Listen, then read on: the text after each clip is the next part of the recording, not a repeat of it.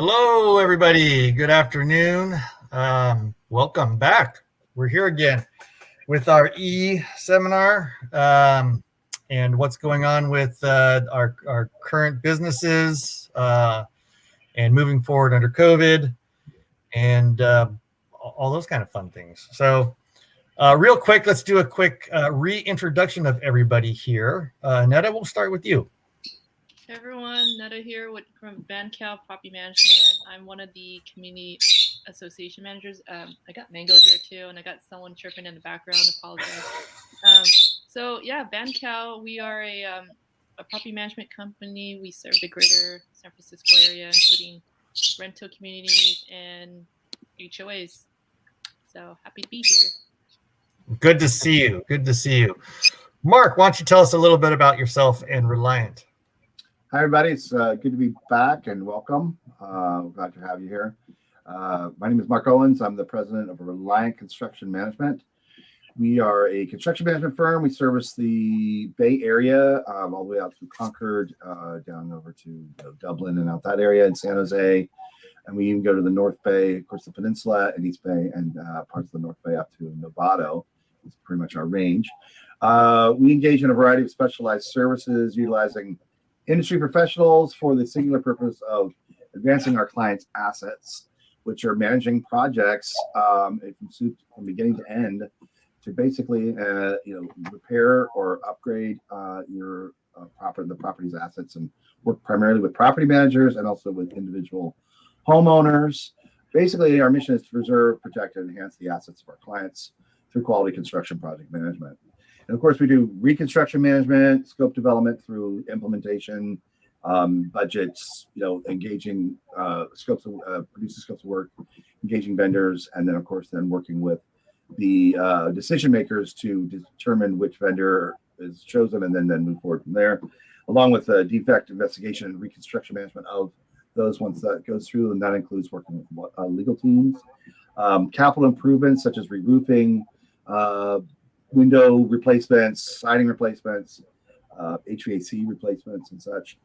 Emergency management. Oftentimes, we work with. Really quickly, we'll work with folks like Tad Dayton at IQV, and then Daniel at Indoor Painting for a lot of those construction stuff. And then for the emergency management piece of our work that we do, we oftentimes work with Brian and his team in RMC to basically manage projects that are sudden water losses, either due to an HOA pipe breaking or a sewer backup, or it could be a roof failure during a winter storm.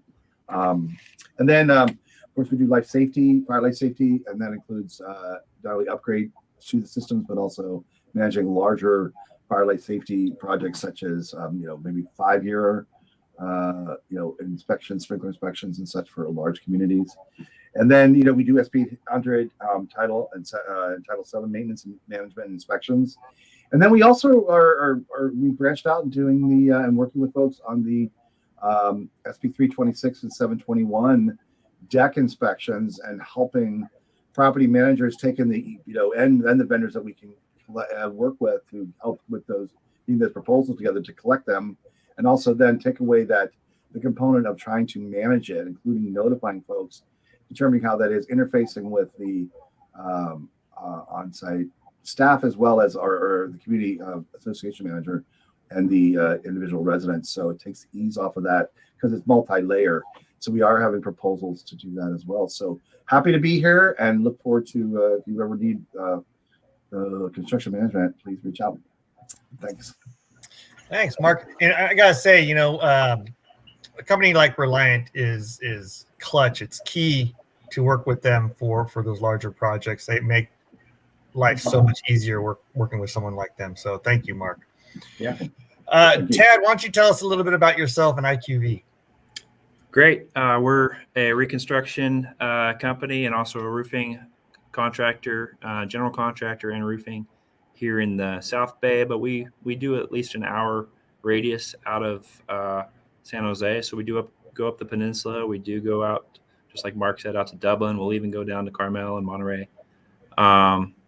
So we primarily do reconstruction, mostly exterior, but we do quite a bit of interior rehabs as well.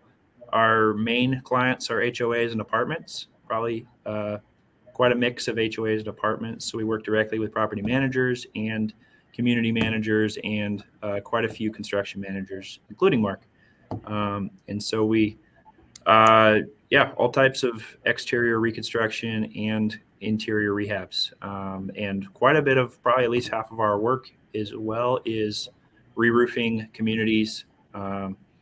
Almost exclusively, we do a little bit of commercial work as well, growing in that area because I have quite a background in commercial as well. But there's predominantly communities, so that's one of our tags. That's our improving communities is kind of our trademark. So IQV stands for integrity, quality, value. That's really what we try to achieve. Integrity first. We're not going to cut corners. Our guys are paid hourly. We're not paying piecework. We really value doing it right. We're not the fastest guys out there. We're not the cheapest guys out there, but we do, in general, I like to say we provide long-term value to clients by doing a job that'll last a long time. We can be competitive, believe me, but we're integrity first, value, and quality, of course. So that's me. My background is primarily roofing and waterproofing. I was in the trades doing both of those things, including foreman. I'm a roofing contractor, but that's inactive right now. But I have that skill set. I bid a lot of the roofing. My compatriot Scott Ferris here bids a lot of the construction work, and kind of how it goes. So we look forward to working with any of you folks. So. Awesome. Thank you, Ted. Daniel, tell us a little bit about yourself and Endure Painting. I just want to say I didn't know what IQV stands for, so this is like a new. Even though like we've been here for a long time, and I just found out. But that's great. I love it. I think I even like it more, just because of what it stands for. There you go. And then I'm just glad to be here again. I think I felt like I kind of missed you guys, and it's good that we're having this time where we're all kind of gonna chat again and stuff. Well, I'm Daniel with Endure Painting, and what we do is basically that we do painting services for residential. In the side of residential, we do a lot of high end and interior remodels. Most of it it's a part of the interior. We also do cabinet refinishing. So we have an actual shop where we bring cabinets and we do all the high-end detailing on those cabinets and refinishing, restaining. And then we also do commercial painting for larger buildings, churches, any type of commercials. We even do like projects that are specialty coatings, as far as dry erase and other industrial coatings. We also work for one of our great niches is HOA painting services, and that's because we have a really good system that allows us to service the HOA communities with notification systems, with portals that we send out so they can see the progress on jobs and invoices and things like that. So it's just all geared towards property managers to make their lives easier. And then I think I already said the cabinet refinishing, but yeah, most of our focus really is on just like IQV on the quality, and that's where we really pride ourselves on the type of quality. So if you're really looking for a painting company that or you have a client that their focus is on their quality, you can think of us like that. You'll have no issues with that. And so yeah, that's Endure Painting. And again, I'm Daniel. I'm the owner of the company. So anything that we can help, we service the Bay Area mostly, and sometimes we do go out quite a bit if we need to, but for the most part, we try to stay within our area. So, yep. Thank you. Thanks, Daniel. And of course, I'm Brian Garcia. I'm with Restoration Management Company. We are a full service disaster recovery business. So that means we help multifamily, commercial, public entity properties with water damage, fire and smoke damage, mold removal or remediation, and construction. We also have electronics cleaning services. Also, not a lot of people know that about us. We're a 36-year-old business. Started off literally as a carpet cleaning business and have grown into a 15 regional branch business now. We serve most of California, Colorado, Washington, Texas, and we have a new branch in Las Vegas, Nevada. If anybody who's watching right now is in Nevada, give us a call if you need some help. We're here to help you out.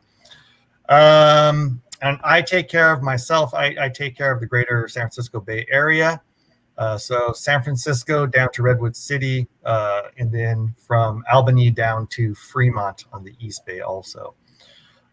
Again, I'm available 24 hours a day, 7 days a week if you have any questions, and I'm happy to help you out. So that's a little bit about me and a little bit about the rest of us. So today we're going to talk about, especially now that we have rain going on suddenly, which is fantastic for the state of California. We really need that. But the question now is it a good time to think about repainting or re-roofing your properties? So we're going to touch base a little bit about that today. Just a quick overview. Obviously, we try to keep these conversations down to 30 to 45 minutes. But we hope to get some good information today. Today, we're also going to start with Tad, who we don't talk to that often. He's jumping on today to help out, and he's going to talk a little bit about roofing. Tad, thank you so much again for being here with us. You're still muted. Thanks. So, yeah, we've got, so as far as, is it a good time to re-roof? Well, I'll talk about roofing in general in winter months. We do work all year. Obviously, some roofs are more challenging than others to keep watertight. And especially some of the lower slope roofing, you really need larger windows of weather to open them up and close them. Generally, we as a company, we don't rip off more than we can close before the next storm.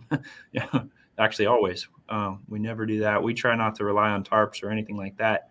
Some cities, you have to rely on tarps anyway because of their inspections and checking the nailing and all that type of thing. But sloped roofs, pretty easy to get watertight with real roofing materials in a very short amount of time. So a traditional pitched comp roof replacement, we're doing that all year long. I've got HOAs in progress right now. Everybody's watertight. We chose not to rip off some roofs last week, or earlier this week, of course, because we were just getting things buttoned up, not opened up. However, yeah, re-roofing you can do all year long, but in California, thankfully, we don't usually have 20 days of straight rain. There's certainly years that happens, but we do keep working all year. We've got guys with families to feed, and we do work. Now, sometimes when it's really rainy, we'll shift our focus and we'll go do some roof maintenance and cleaning off some commercial roofs that just have a bunch of junk in their drains and those kind of things that actually, so roof maintenance is still a great thing to be thinking about this time of year, especially if you're commercial property or flat roofs that need really their drains checked, that there's no hazards from backing up drains that are about to happen. We definitely do all that kind of work, and it's nice to have a little backlog of that kind of work to go check on when we're not putting on new roofs. But as far as re-roofing, we do work all year. There's a few of my clients that we went out to look at yesterday. They had some hidden issues that even their roof consultant didn't see, that now they're going to need a roof in the middle of winter, and it's a flat roof. It's like 24-hour fitness. So they're getting a temp patch that'll last a month or something, but they're going to need a new roof. It's the most efficient thing. We're just going to have to pick the right weather window. Unfortunately, doing roofing in the rain, it draws out the project a lot longer. I've done big flat roofs all in through January, February. It's not ideal, but when you plan for it, you just have to spend a little more time keeping everything watertight. So every time you open, you're sealing stuff back down before the next rain. It's extra labor, extra time, extra cost, of course. So that doesn't really affect the cost too much on a shingle roof or something like that. You just send people home and they're used to that. But as far as getting larger flat roofing projects done in the rain, that can be a challenge. Also, coatings are pretty popular now on certain types of flat roofs. Just applying a coating over your existing roof. There's some products that do work in lots of different weather conditions, and there's plenty of products like acrylic or water-based products you just do not want to do in certain temperature ranges. Silicones are quite a bit more forgiving, but can fix a lot of issues in all sorts of weather conditions as long as you can get it dry before you apply. That's the key. And same with waterproofing, wet decks and stuff like that. We do a lot of waterproof decks, and there's a lot of issues that'll show up at this time. We can still do this kind of work all through the year, but you got to really be careful of your temperatures on certain products and really making sure that sometimes you'll be waiting quite a while for the weather to come up warm enough for certain products to cure. So that's just a consideration. We're going to keep our guys busy and we keep on working, but yeah, you just got to pick your way around the weather windows. And we're still bidding work to do in March and February. We've got quite a backlog of stuff already going, several $1 million of work in re-roofing going on right now that we're going to continue all through into April and March and May. And so, all right. So Ted, in my industry, obviously we do a lot of repair, or not repairs, but cleanup after roofs leak. Right. That's a big portion of our business is water remediation. Yeah. What kind of, especially on flat roofs, which I know that with flat roofs, if they have a leak, it's hard to track down where exactly that leak is coming from, because you have a leak in the main part of the building, but the actual entry point for the water is on completely opposite side of the building. Yeah. What are some preemptive measures that maintenance can take care of to help keep those flat roofs, especially clean and at least maybe not eliminate, but prevent some of the leaks over time? 90% of the leaks are going to happen around penetrations or drains. Yesterday not roofs we did, but two major water losses our crews went on and looked at least on that I was involved with. One of them maintenance would have caught, one of them maintenance would not have caught. One was just out a big gravel roof out in the field in decent condition, but somebody had cored the roof into place and not repaired it properly. It was covered by gravel. You just don't know that kind of thing is that little landmine sitting out there. So I'm always careful when I do maintenance to even exclude, I'm trying not to promise that this is going to make your roof good for 5 or 10 more years and that it'll cover every deficiency. There's just no way to warrant that. But yes, good thorough maintenance, and especially on flat roofs, even yearly maintenance is a nice idea. But even if it's been a while, a good tune-up to a roof will hit 90% of the potential problems before they happen. Will I see every little nail that's working its way? Like Mark, this morning they had a leak at a place called Farm Hill that Mark's involved with. The nail was just working its way up through the roof over years. And in a place you maybe could have seen if you did a good inspection, but probably not. But those kind of things, you can usually spot 90% of the problems around pipes, the edges of the roof, and skylights, any penetration, drain, those kind of things worth every penny of maintenance, even if it costs a few $1,000s a year on certain properties, that's worth it. But Ted, I was just going to jump in. I mean, now's the time, if you haven't done it, property managers and such, is to do that. Engage somebody like Ted to come out and do an assessment and do a tune-up, so to speak, because like you said, you're going to be able to even now, we've gotten a little bit of rain. We're so early in the season. You can still his team can do those things. Obviously, in the downpour, no, but I mean, after it dries out for like a day or so, they can go up there depending upon the size of the roof, do something pretty quickly. And it was relatively low cost. And as he said, can't guarantee everything, but you can breathe a little bit easier. I know properties that I'm engaged with where we're doing some sort of roof replacement down the road quickly, and then we got to get them through the next year. I often will bring Tad in to kind of do that to get him. Oh my goodness, we should have done this, and we're going to have to push it out to next year. So let's get them in, and we actually it saves them. So I mean, it's a good thing to do, whether it's the roof is at the end of the life cycle, or even if it's just only a couple years old, especially with flat roofs. Yeah. Another question, especially this is, I think, a kind of a high priority question, actually. Right now, there are a lot of businesses that are upgrading their ventilation systems, which means they're putting higher capacity HVAC systems in, whatnot, which means there's going to be a lot of traffic on those roofs right now.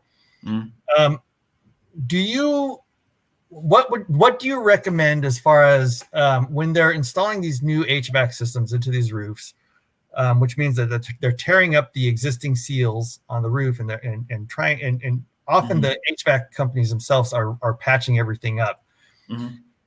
Mark, you're saying no? Well, I'm just shaking my head like bad. Yeah, but yeah, exactly. So my question is, would you as a specialist in roofing there for your company, do you recommend having someone like you come inside and do an inspection on those installations to make sure that the units are sealed up correctly? Yeah, especially if somebody holds a warranty for that roof, i.e. a manufacturer. Most modern systems, they at least give you the option for a 20-year warranty, or NDL being the manufacturer's warranty. That's a big deal if you start cutting that thing up without a certified installer. And I see this a lot. I used to bid a ton of TI work and landlord work where they're either the landlord or the tenant is upgrading the equipment. And that's, if you can ruin the owner's warranty with the manufacturer very easily by using somebody who just picks any old. It might technically be compatible materials, but if it's not the manufacturer's materials by a manufactured installed guy, that's really important, or gal. Really important to watch warranties first. So I always ask when people ask, send us for a leak response or any kind of equipment change, always ask what's the warranty? Is there a warranty? Do you know?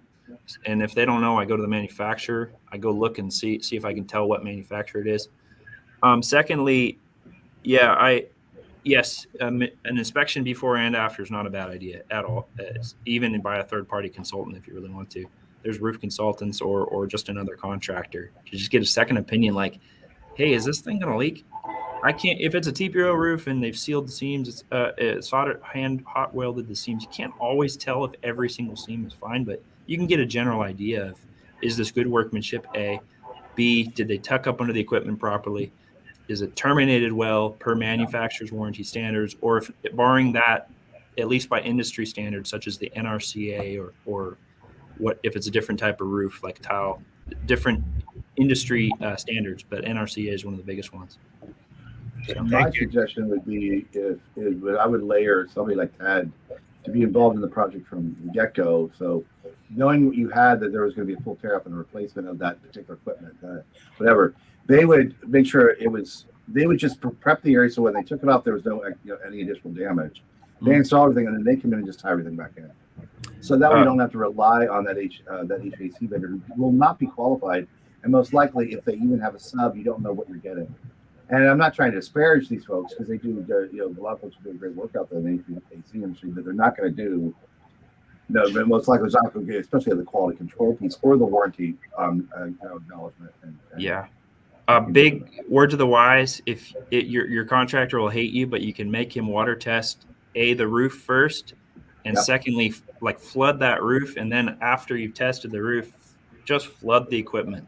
There's all sorts of seams on even nice equipment that can leak, pans underneath that aren't even always sealed properly, or some electrician punched a conduit right through the part where the water drips and condensates. I would highly recommend. A lot of roof leaks are actually equipment leaks, and or vice versa, but a lot of roof leaks end up being equipment.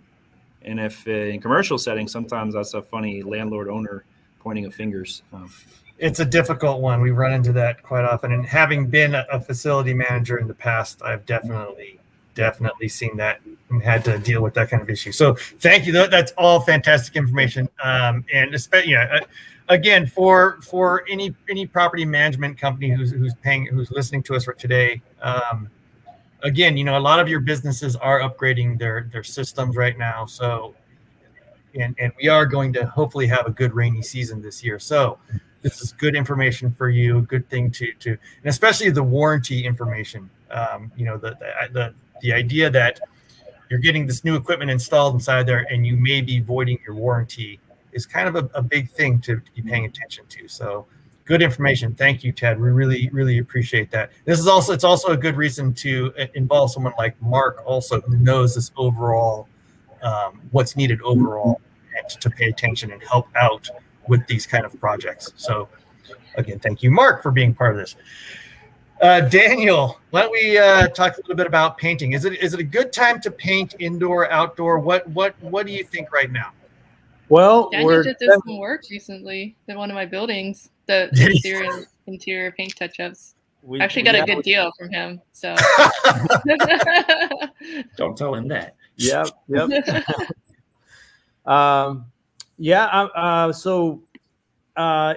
With painting, it's always dependent on weather conditions. We certainly cannot paint while it's raining. That would be the answer to, like, a general answer is just to avoid rainy days for painting. But obviously we can do painting inside. But there is this myth, and I'm not sure if it's here just in the Bay Area, because we get spoiled with such a nice weather, that we think that we just cannot do it we cannot paint for the whole season. And just like Tad mentioned, we don't really have like straight, months of rain time.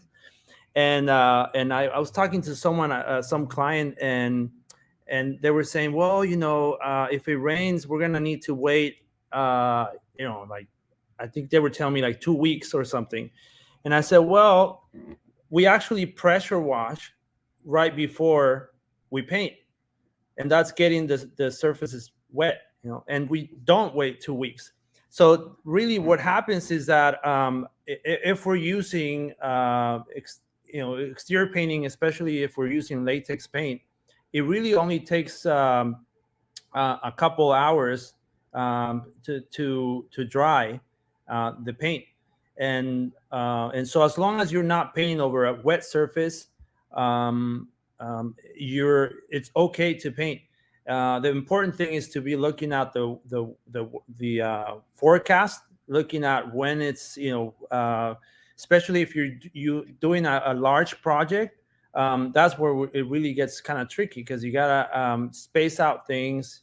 Scheduling kind of changes quite a bit, but at least from our end, we're looking at the weather and we're making sure that we have those gaps that are needed in order for us to continue painting, or we stop. Before, if we're having rain tomorrow morning, then we'll probably stop midday today and just make sure that we're not having this paint not drying fast enough. Like I said, it could dry in 2 to 4 hours, but sometimes depending on the how the day is, the moisture. San Francisco, for instance, is typically very humid, and so that could add a couple more hours.